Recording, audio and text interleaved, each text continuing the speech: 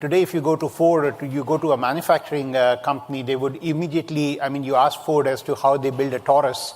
They would tell you how many nuts, how many bolts go in a Taurus, how much is done by robot, how much is done by humans, and so on. So the whole workflow is very well defined.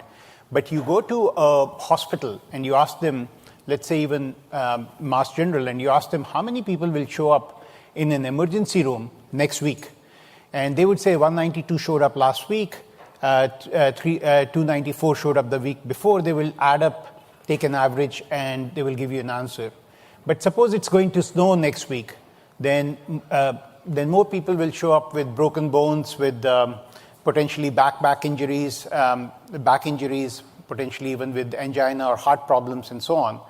So in services industry, in fact, the workflows are typically amorphous, and they are more in the realm of art rather than science. So, and services, of course, industries are healthcare, retail, utilities, telecom, banking, etc. Some of the workflow examples would be, suppose I am running an IT help desk, or I'm an IT department, which consists, of course, hardware, software,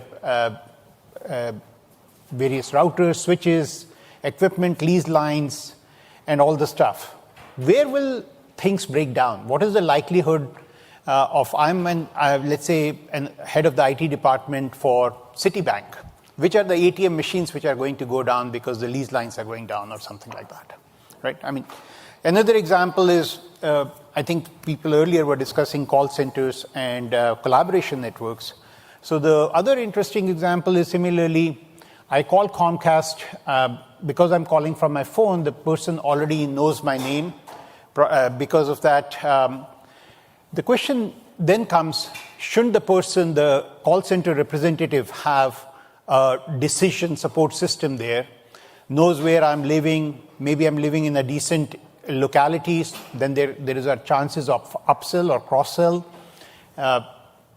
and can then tell me, hey, your box is already more than 3 years old. Can we change your box? Because if it's 7 years old box, they're themselves handling old version of it. So things like that, which are related to decision support, whether it is taking medications after a person has left the hospital, or providing decision support, those are some of the work examples.